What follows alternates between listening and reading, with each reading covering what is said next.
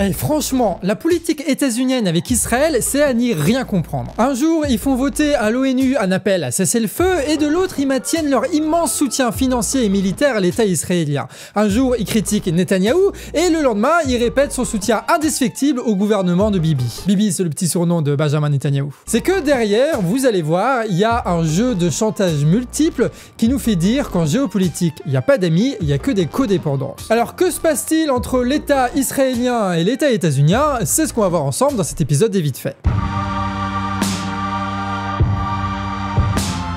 Alors déjà, on va commencer avec une histoire. Il y a une ONG de nourriture là qui s'appelle World Central Kitchen. Ils sont réputés pour aller dans des zones très risquées de catastrophes naturelles ou de guerre. À Gaza, ils distribuent 2 millions de repas par semaine. Ils ont aussi défié le blocus de l'État israélien en participant à des livraisons de nourriture par la mer avec d'autres ONG. World Central Kitchen est dirigé et financé par un restaurateur milliardaire José Andrés, avec l'accent espagnol très mal maîtrisé, qui est un proche de Biden et qui a pas mal de réseaux aux États-Unis et au Moyen-Orient. Et donc, le 1er avril dernier, tu as 7 humanitaires de cette organisation qui avaient fini leur journée. Sachant que pour eux, une journée, c'est livrer 100 tonnes d'aide alimentaire pour les Palestiniens. Ouais, pendant que moi j'ai joué à FIFA pour mon 1er avril, eux, ils ont nourri 2 millions de personnes. C'est pas mal quand même, hein. Et à la fin de journée, ils voulaient rentrer, tu vois, sauf que leur convoi de véhicules a été bombardé par l'armée israélienne. Les 7 humanitaires meurent sur le coup. Et après le drame, tu as Netanyahou, donc Bibi par son surnom, qui a juste dit cela arrive dans une guerre. Voilà. Bon, après, tu as l'armée israélienne qui a tenté de rattraper un petit peu le coup en disant que c'était une erreur. Sauf que l'armée israélienne a beau avoir censuré Al Jazeera en Israël et avoir tué 103 reporters palestiniens à Gaza, il reste quand même des journalistes en Israël qui font le taf pour nous dire la vérité. Le journal Haaretz a montré que les humanitaires avaient donné leurs coordonnées GPS à l'armée israélienne et leur voiture était parfaitement identifiable avec un logo de l'ONG sur le toit. Les humanitaires, ils ont été abattus par un drone hyper high-tech de l'armée israélienne qui les a pourchassés et qui les a bombardés. À la première bombe, les humanitaires sont sortis du véhicule, donc le drone a lâché une seconde bombe pour les blesser et lorsque les humanitaires sont allés dans un autre véhicule se réfugier, c'est là que l'armée israélienne a décidé de lancer une 3e bombe qui a tué les humanitaires. Bref, du début jusqu'à la fin, l'armée israélienne savait ce qu'elle faisait. Et après, ils vont quand même dire ah non mais vous inquiétez pas, on fera une enquête. On rappelle qu'en 2022, t'as une journaliste palestino-états-unienne qui avait été assassinée par l'armée israélienne. Au début, l'armée avait nié les faits pour au final présenter leurs excuses un an plus tard, mais évidemment sans aucune sanction. Donc la justice en Israël, c'est comme la taxe à 75% pour les riches de François Hollande, ça n'a jamais existé. Voilà, qu'on soit clair. Et vu que l'armée israélienne assassine volontairement les humanitaires, eh bien les humanitaires de World Central Kitchen, ils suspendent leur activité à Gaza. Donc après avoir démantelé l'agence d'aide aux réfugiés de l'ONU avec leurs fausses accusations et avec leurs meurtres, tu as l'armée israélienne qui dégage la plus puissante ONG de Palestine qui permettait d'éviter la famine. Bon alors tu me diras, c'est pas les premiers, c'est vrai que c'est pas les premiers, t'as presque 200 humanitaires qui ont été tués par l'armée israélienne juste pendant cette guerre. Mais là, ça a pas mal tourné dans les réseaux, notamment avec Zomi par exemple. C'est une humanitaire australienne qui était présente au tremblement de terre au Maroc ou lors de l'ouragan aux Bahamas en 2019. Et tu as donc beaucoup de vidéos de cette femme qui ont été partagées dans les réseaux. Et en plus de ça, parmi les humanitaires assassinés, t'avais des États-Uniens. Ce qui fait que les médias états-uniens, ils se sont mis à parler de tout ça. Et donc fatalement, se pose une question pour les États-Uniens et notamment pour les démocrates. Biden finance, arme et soutient un État qui assassine des humanitaires états-uniens. Ah, ça fait un peu tâche, hein. Ça fait un peu tâche par rapport à la propagande démocrate qui sont censés être, tu sais, des humanistes, etc. Ce qui fait que beaucoup de démocrates, notamment des jeunes, commencent à poser un peu des questions, tu vois, à construire leur propre avis, à ne pas croire Biden et à commencer à s'agiter. Des jeunes qui ont à peu près mon âge, sachant que moi j'ai joué à la Game Boy Pocket pour te dire. La presse états-unienne parle en ce moment d'une génération Gaza, c'est-à-dire des militants qui lancent localement des campagnes de vote blanc pour les primaires démocrates pour se faire entendre. En plus, ils savent comment faire de la com et des réunions vu que beaucoup ont fait Black Lives Matter ou encore la campagne de Sanders. Ils réclament donc la fin des livraisons d'armes en Israël.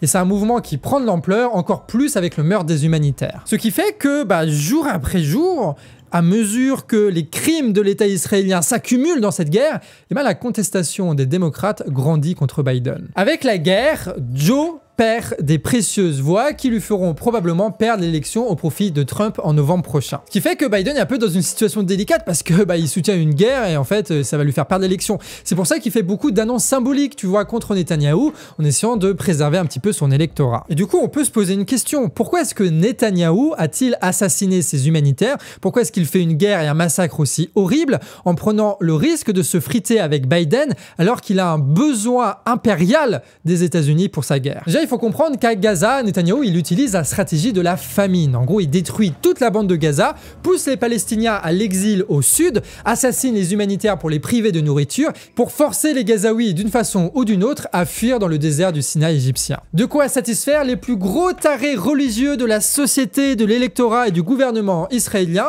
pour que Netanyahou puisse rester au pouvoir malgré son impopularité. Sauf que c'est un peu foireux comme plan parce que les États-Unis, eux, en fait, ils ont aucun intérêt à la guerre. Enfin, je veux dire, c'est une promesse de décennies de guerre, de polémiques et d'instabilité dans la région, alors que les Palestiniens ne représentent aucun danger économique pour les entreprises états-uniennes. Et sans parler, comme on a dit, du mouvement anti-guerre au sein du Parti démocrate qui menace directement électoralement Biden. Donc ça explique le fait que l'administration états-unienne veut calmer la situation à l'ONU ou alors récemment en conditionnant le soutien militaire à une aide alimentaire aux Palestiniens. Donc d'un côté, Bibi il fait de la merde, mais en même temps, Bibi il sait très bien une chose, c'est que l'État israélien est beaucoup trop important pour l'État états-unien. Trop important pour le lobby de l'armement états-unien qui fait fortune en vendant ses armes, trop important pour peser dans les négociations commerciales et pétrolières au Proche-Orient via la dissuasion israélienne. Ce qui fait que Bibi, il sait qu'il a un peu les mains libres dans cette histoire et que même s'il va à la guerre pour des raisons personnelles, électorales, eh ben les USA, ils vont forcément le soutenir parce que perdre l'État israélien, ce serait laisser le Moyen-Orient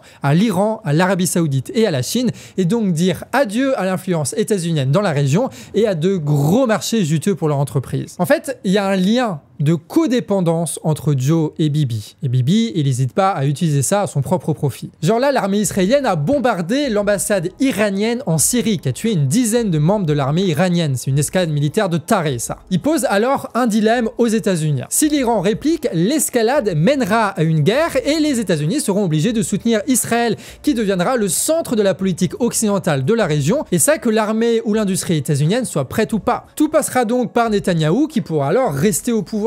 Et si l'Iran ne réplique pas, eh ben ils montrent aux yeux du monde qu'on peut leur marcher sur les pieds et qu'ils diront rien et que du coup ils perdent toute leur dissuasion, toute leur influence, ce qui profitera évidemment à Israël et aux États-Unis. Et dans ce cas-là, Bibi et Joe, ils sont tous les deux gagnants. Mais dans les deux cas, l'État israélien se met au centre du jeu politique états-unien en forçant la main. Et c'est donc cette relation de codépendance provocatrice qui explique la politique en apparence contradictoire des États-Unis.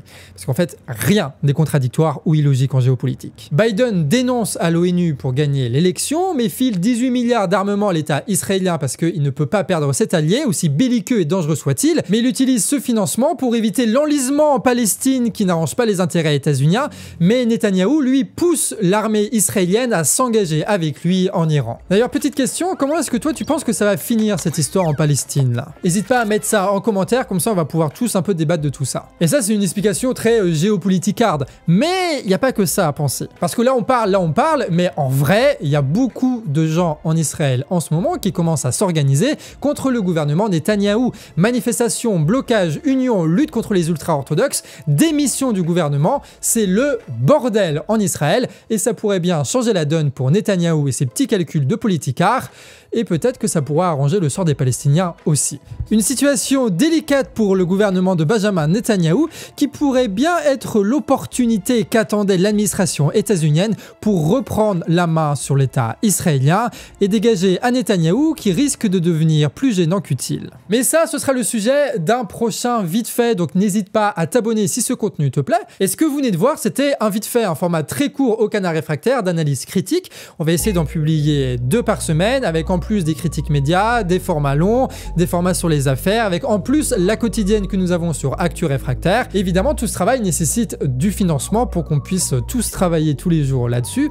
Donc si vous voulez que le Canard puisse continuer ce travail-là et continuer à grandir en indépendance, nous avons lancé un financement participatif pour pouvoir payer nos salaires tout simplement. Sur ce, des bisous et à la prochaine.